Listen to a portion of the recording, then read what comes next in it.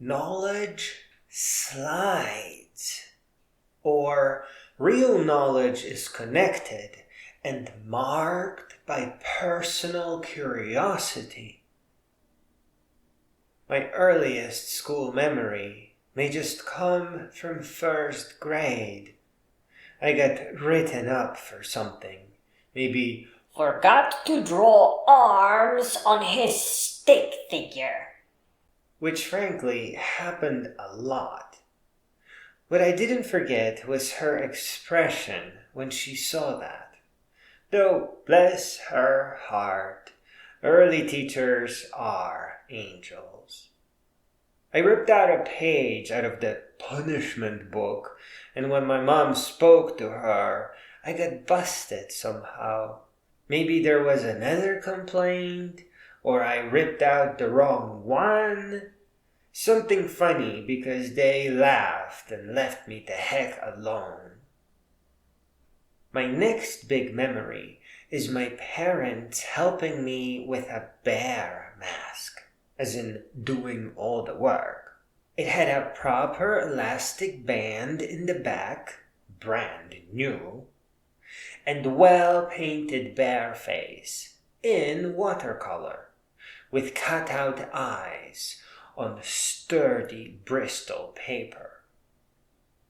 I had only one line to say, no 2 appearances counting the introduction, and the line was, "Grrrr, grrrr."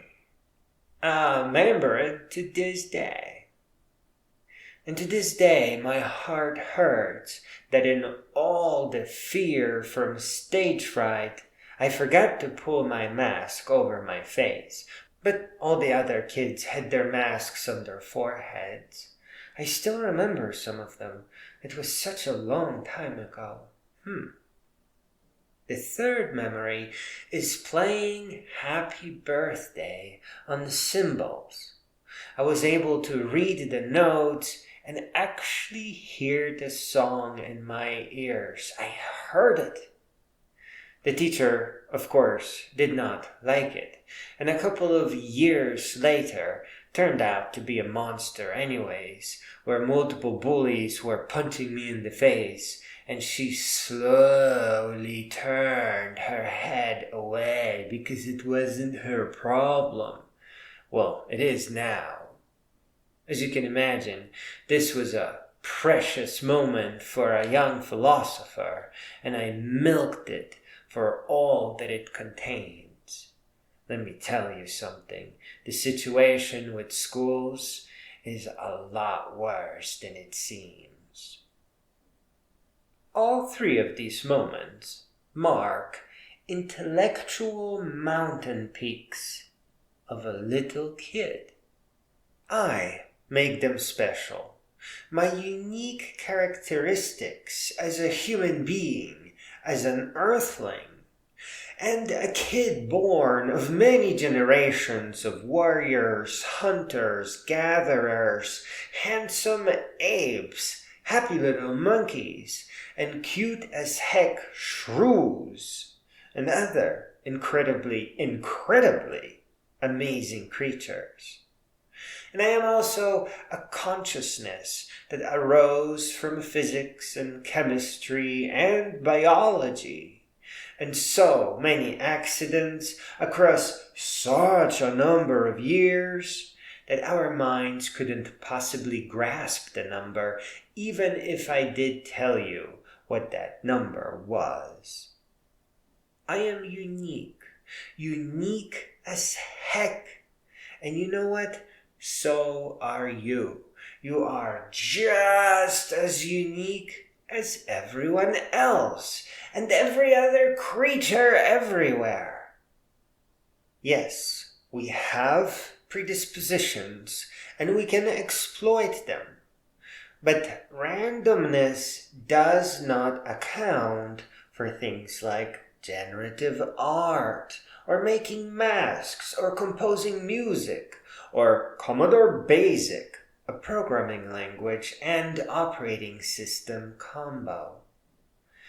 Better than our predispositions are our private curiosities, and those are absolutely of our own making, because they depend on where we go, what we look at, what captures our attention, what we enjoy, what we would like to enjoy, where we would like to go. So curiosities are much more than predispositions. You are not a random accident of nature. You are you. Messing with grades and warning notes or whatever, such a silly thing that I messed up in the first grade or so, turned out to be one of the coolest things I ever did. After I saw it done right in the 1983 War Games movie some years down the road. And I understood everything smoothly and instantly. War dialing, which is randomly scanning for other modems, connecting to computers and accessing and interacting with a program on a remote machine. This helped me see what programming was for and how it all worked years before organized networks like the internet. It helped me become a programmer. Ripping out that little page from the little punishment book, it was called Dzienniczek, I think, actually helped me towards programming. My acting gig as a bear had profound consequences as well. When I arrived in America, all the TV shows were talking about getting in touch with your inner child. Well, my vision quest to my childhood actually took me to meet my inner animal, because I was still a child.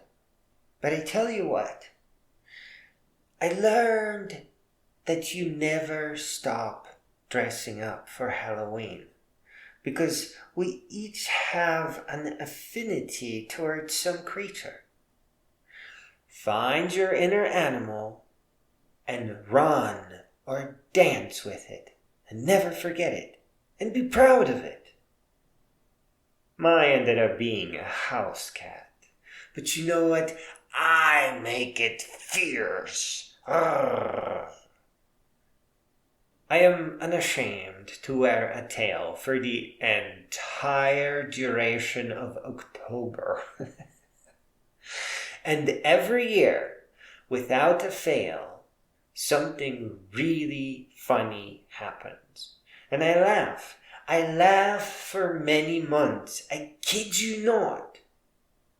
More than that, when looking from this tiny intellectual mountain peak, going beyond just a handsome tail or a face mask is an art form, cosplay. It's a job. It's a career as a photographer and a beautiful coffee table book. It takes you straight into the Kickness stories about the nine-tailed fox, for which I was just generating AI art for. My little bear mask, something so incredibly silly, came with more directions to branch out into and study than I have time for. And my happy birthday song, for which I was basically punished because I was not allowed to hear the music in my ears, but to match the metronome. Here, the music teacher ripped out the sound of music away from me and graded me down as a loser. Let me tell you something. There is a class of mystical programs called music trackers, and I have been carefully staring at them for decades. You really have to stare at them a lot.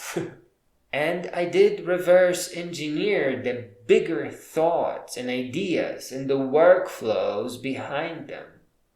Now, I personally use a standard digital audio workstation layout. My preferred program that I can afford is LMMS. But the windows and instrument settings are always overlapping on me. It's not the perfect user interface. The music tracker is a single screen user interface. It is powerful, even compatible with text mode screens, like the ones you see in hacker movies, like the 1960s technology. And I am building a visual programming language in part because of Tone.js and web audio, and I am ready to pay for good AI that generates fresh songs. All of this because I heard the melody of a song I played for a couple of seconds and became enchanted with my own way towards music. What that monster needed to do was to encourage all parents to buy a cheap computer that could handle some primitive music tracker. And this crazy woman would end up with a classroom of composers. Can you imagine that? An entire classroom of barely teenage composers. Everyone in that classroom would compose something neat or wild or vivid, and it would be music. You see what I mean by the word slide. You come to a point and you grow from it. You can't leap into mathematics. You need a reason to go there. You need a computer, a desire to program your first evolving and infinite song where you will be dealing with making waves, the sawtooth, the sine wave, the square wave. And here, math becomes a tool. It becomes useful.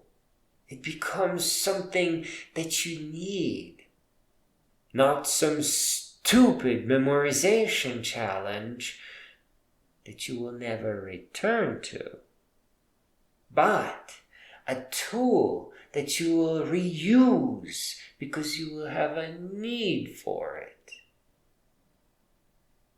Our knowledge must grow organically. And the tree must be driven by our own curiosities, not what somebody else wants us to learn, because we will never go back to it. And listen to this. The difference between real education and ineffective education as we have today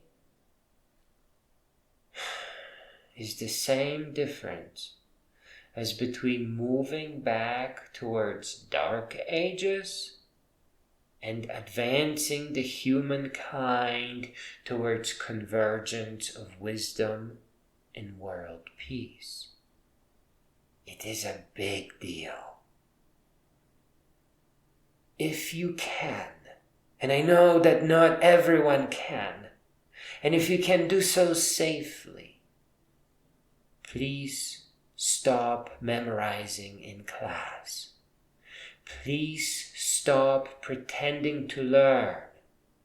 Please stop performing in the church or theater of ineffective education.